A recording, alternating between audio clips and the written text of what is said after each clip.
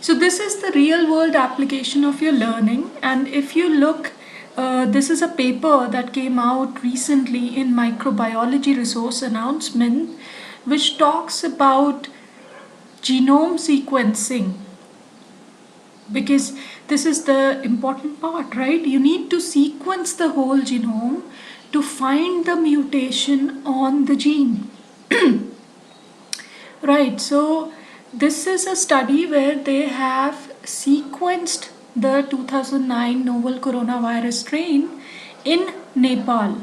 And if you look online in NCBI, the scientific literature database, where even these genomes are stored, you can already align it with the reference sequence of SARS-CoV-2 and see if there is a mutation in this strain, right? This would be the direct application.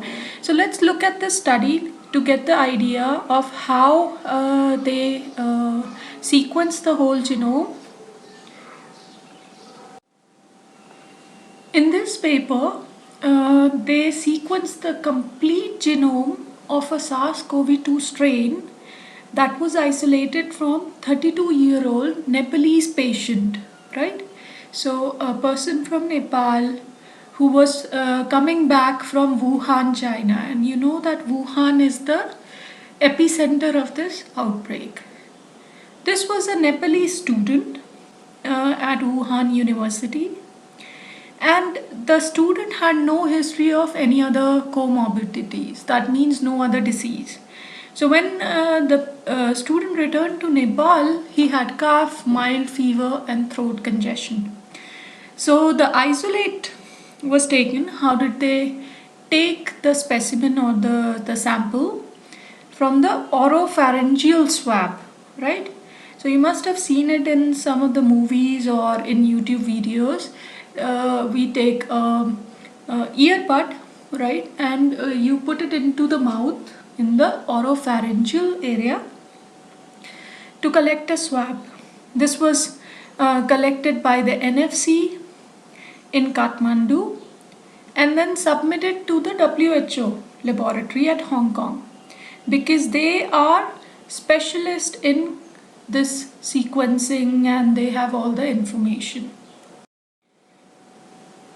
So once the specimen reached Hong Kong, it was tested using our RT-PCR. Now if you remember, RT-PCR is from the RNA to DNA and sequencing, right? And here it was positive. So the next slide is just showing you what kind of system is used in sequencing. So these are all specific machines, Illumina, MySeq system, and with the algorithm, right? And the right image just tells you how RT-PCR works, but we have already talked about this. So the full genome was amplified directly, right, using gene-specific primers, right? For PCR you need primers. And some open reading frames were chosen. So open reading frame 1B and N, these are the open reading frames on the virus. And they were chosen in a way that they were overlapping, which means if the primers are binding in such a way that an overlapping product is formed, then you have fully covered the whole genome. This genome sequence was then compared with a reference SARS-CoV-2 sequence, which was already present in the global initiative on sharing all influenza database. So this is like the last part.